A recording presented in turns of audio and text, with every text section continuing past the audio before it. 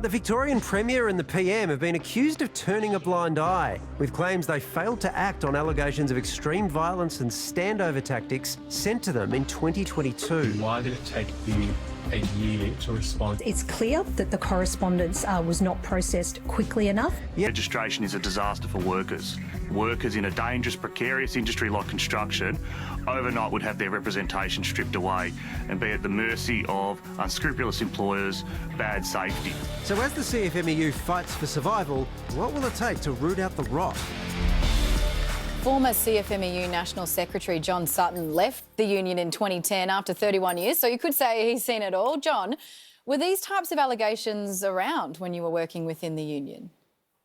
Well, there's a very long history of these issues in the building industry. Back in 40 years ago, well, 86 to be precise, there was the Norm Gallagher BLF deregistration, and, you know, there were a lot of these issues that in play back then. But in the last 10 or 12 years, you can just watch it sort of spiralling out of control. Where the police have been, where the authorities have been, I don't know. They've all just, I think, want to look the other way. There's been something of an open secret about this. I think it's fair to say. It hasn't surprised you. Don't think it's surprised many people. But what is really interesting is, until now, everyone's kind of seemed too scared to speak up or speak out against the CFMEU leadership. And then suddenly, everyone's in on it. And it sort of felt like it's changed in the past, I don't know, month or two. Why has this changed? Well, obviously the departure of, you know, the heavyweight John Setka might have freed up some people to speak. And, you know, I don't think people will be able to hide from these issues much longer. When you see it all piled up, as it has been over the last 5 days, it's quite dramatic, all the evidence, that putting it all together, and that's why they've done a great service, those journalists, I think. Hey, John, why has the construction industry seemingly always been like this? Well, it's a big industry with big money, big developers who want to get projects built fast. It's an industry that, you know, these big developers and big builders, they will crush little people along the way. They couldn't give a damn. So you need a strong union, but you need a clean union.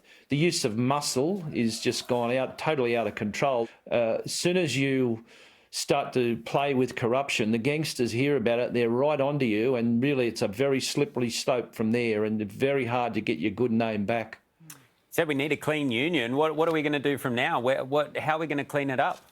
Well, it's going to be a big task, there's no doubt about that. You know, some people bandy deregistration. Well, it's not 1986. Circumstances are very different. I don't think that's a magic bullet. For God's sake, people are talking about more royal commissions. I've actually experienced 4 of them in the building industry. 3 of them I was very up close and personal with. I don't want another royal commission. Lawyers and judges make millions and millions and millions and seem to achieve nothing. There does need to be, I think, a serious government intervention. So this time round, I'm hoping all this information is not going to be wasted. So it's going to be a hell of a job, and a lot of good people have got to come together and work on a very big task. Do you think those people, and especially the government, are up to a task of that magnitude? Well, I don't know, but what choice have they got? If they just say it's all too hard and brush it under the carpet again, I mean, you know, it'll just be, you know, an underworld picnic. I mean, and there's too much money. There's vast public projects. You know, a lot of these dubious characters are getting in for a feed now. You can't continue to hide from it. They'll be feeding all over the place. I think the federal government, I heard Tony Burke the other day, I think they really know how serious it is. And state governments who've got these big projects, they must know it's deadly serious. So I think I'm hoping the time has arrived for everyone to put their shoulder to the wheel and tackle this very serious issue. John Sutton, thank you so much for joining us. Okay, pleasure. Thank you.